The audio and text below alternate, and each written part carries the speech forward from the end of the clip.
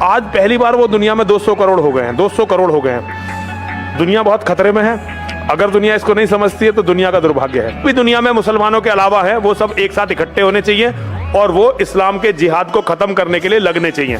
मुसलमानों ने अपने तरीके से इस देश की जमीन पर तो हुकूमत पा ली, लेकिन इस देश के निवासियों के दिल पर हुकूमत नहीं पा सके। इन 550 सालों के बाद, यानी अंग्रेजों के आने के समय तक, इस देश में 20% मुसलमान थे, 80% हिंदू थे, यानी अल्लाह का काम फेल। अस्सलाम वालेकुम दोस्तों, कैसे हैं आप लोग? उम्मीद करता हूं अल्लाह की इजाज़त से आप लोग अच्छे होंगे। दोस्तों, सबसे पहले आज जुमे की आप सबों को जुमा मुबारक।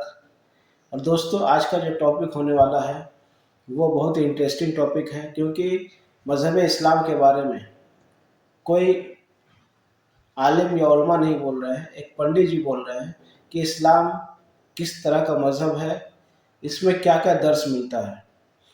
तो जब एक गैर मुस्लिम से अपने मज़हब के बारे में सुनते हैं तो बड़ा ही अच्छा लगता है कि चलिए, एक गैर मुस्लिम जहां सारी दुनिया में इस्लाम को लेके इस्लामोफोबिया चलाया जा रहा है, कहा जा रहा है कि इस्लाम कट्टरवाद है, इस्लाम को मिटा देना चाहिए, वहाँ उस दौर में इस तरह के लोग निकल कर सामने आते हैं और मज़हब इस्लाम के बारे में, उसकी खूबियों के बारे में बताते हैं।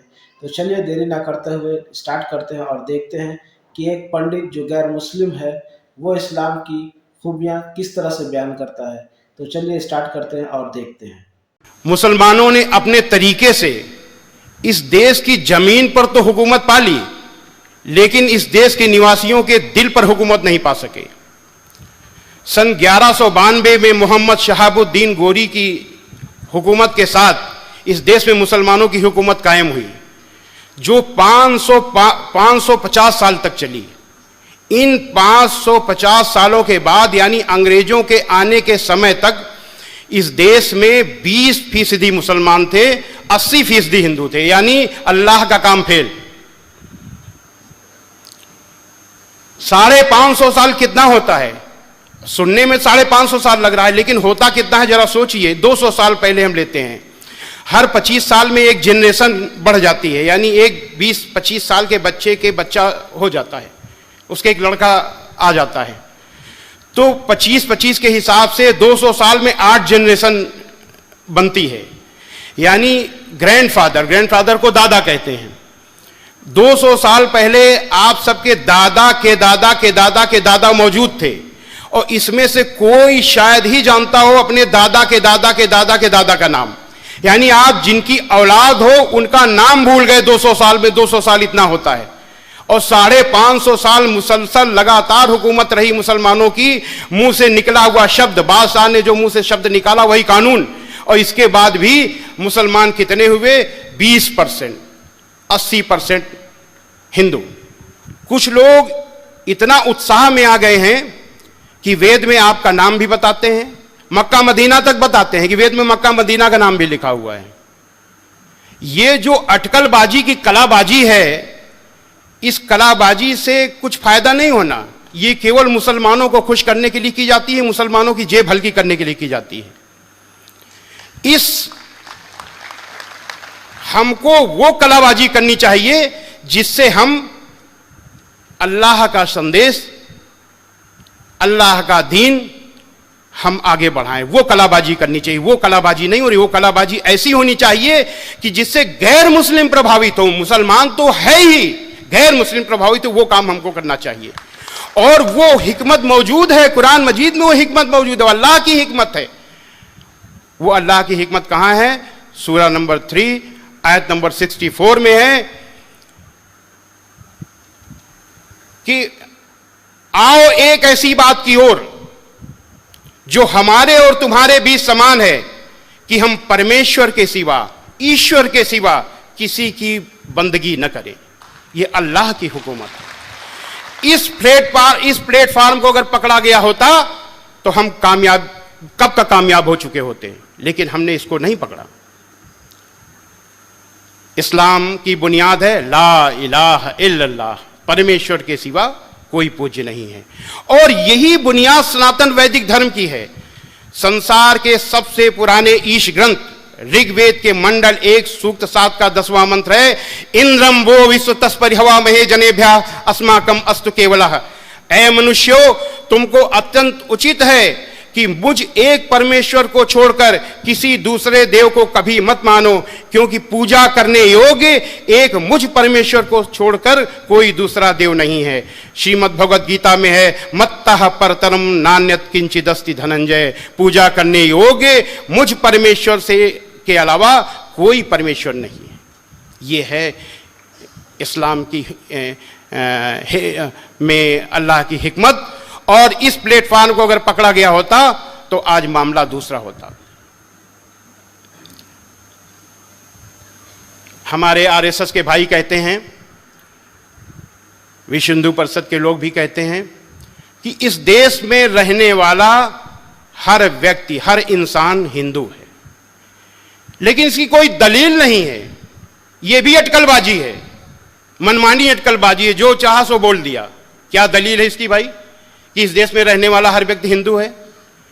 लेकिन इस बात की दलील है कि एक ईश्वर की पूजा करने वाला हर हिंदू मुसलमान है।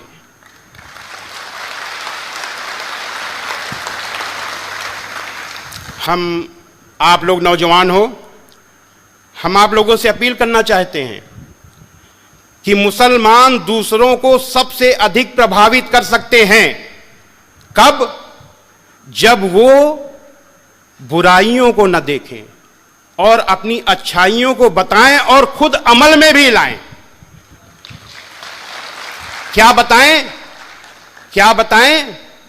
बताएं कि इस्लाम गुस्सा करने का मजहब नहीं है, इस्लाम लड़ाई करने का मजहब नहीं है, इस्लाम जबरदस्ती करने का मजहब नहीं है, इस्लाम बदला लेने का मजहब नहीं है, इस्लाम शांति का मजहब है, दया का मजहब है, माफी का मजहब है। इस्लाम दिल जीतने का मजहब है। इस्लाम में बुराई का बदला बुराई नहीं, भलाई है, क्योंकि इस्लाम कुरान का मजहब है। हजरत मोहम्मद सल्लल्लाहु अलैहि वसल्लम पर कुरान उतरी, उतरने के बाद आपके दिल में उतर गई, दिल से उतरने के बाद आपके कर्मों में उतर गई। कुरान की एक एक अच्छाई हजरत मोहम्मद सल्लल्लाहु अलैहि वसल्लम की अच्छाई बन गई। आपने अपने पूरे जीवन में अपने विरोधी के लिए भी बद्दुआ नहीं की, अपने दुश्मन से भी बदला नहीं लिया। जरा ध्यान दीजिए, हजरत मोहम्मद सल्लल्लाहु अलैहि वसल्लम ने उस व्यक्ति से भी बदला नहीं लिया जिसने आपकी प्यारी बेटी को ऊंट से गिराकर मारने की कोशिश की। उन अबू सुफियान से भी बदला नहीं लिया जिन्होंने आपके खिलाफ हर लड़ाई में आपके दुश्मनों का नेतृत्व किया। उहद की लड़ाई में जिसमें आपके बहुत से अनुयायी, बड़े बड़े अनुयायी शहीद हुए, आप खुद बुरी तरह घायल हुए, उस लड़ाई में भी नेतृत्व कर रहे थे अबू सुफियान। ऐसे अबू सुफियान को फतेह मक्का के दिन आपने न केवल माफ किया बल्कि ऐलान किया कि अबू सुफियान को माफी, और जो अबू सुफियान के घर में दाखिल हो जाए उसे भी माफी, जो मस्जिद में दाखिल हो जाए उसे माफी, और जो अपने घर के दरवाजे बंद कर ले उसे भी माफी। यानी किसी न किसी बहाने सबको माफी। क्यों? क्योंकि अल्लाह का हुक्म था। क्या हुक्म था? कुरान मजीद के सूरा नंबर 7 आयत नंबर 199 में अल्लाह का हुक्म है, ऐ मोहम्मद माफी का तरीका अपनाओ और भलाई का हुक्म देते रहो और अज्ञानियों से किनारा कर लो। हजरत मोहम्मद सल्लल्लाहु अलैहि वसल्लम ने तो माफी का तरीका अपना लिया। दोस्तों, उम्मीद करता हूँ ये वीडियो आप लोगों को बहुत पसंद आया होगा। इसमें किस तरह एक पंडित बाबा जी बता रहे हैं कि मुसलमान जो है वो अपने मजहब से जिस तरह उसको लगाव होना चाहिए था उस तरह वो लगाव में नहीं रहे, जिसके कारण आज वो बैकफुट पे चले गए हैं, क्योंकि वो लोग दिमाग बहुत जल्दी गर्म कर लेते हैं। लेकिन उन्होंने प्यारे मुस्तफ़ा सल्लल्लाहु अलैहि वसल्लम के जो तरीके को बताया वो हर एक को सुनना चाहिए। जो लोग प्यारे मुस्तफ़ा सल्लल्लाहु अलैहि वसल्लम के ऊपर कीचड़ उछालते हैं, इस्लाम के ऊपर कीचड़ उछालते हैं, क्योंकि ये कोई मुस्लिम नहीं बता रहा, एक हिंदू पंडित, ज्ञानी पंडित बता रहे हैं कि किस तरह इस्लाम जो मज़हब है प्यारे मुस्तफ़ा सल्लल्लाहु अलैहि वसल्लम जो किरदार उनका है, उस किरदार के अगर अनुसार अगर दुनिया चले तो हिंसा खत्म हो जाए दुनिया से, कोई किसी के ऊपर लांछन न लगाए। तो ये वीडियो कैसा लगा कमेंट बॉक्स में ज़रूर बताइएगा। आपकी क्या राय है इससे मुतल्लिक वो भी लिखिएगा। और हमारे चैनल पर अगर आप नए हैं तो चैनल को सब्सक्राइब करिएगा और बेल आइकन जरूर दबाइएगा। तब तक के लिए इजाज़त दीजिए, मिलते हैं नेक्स्ट वीडियो में। अल्लाह हाफिज़।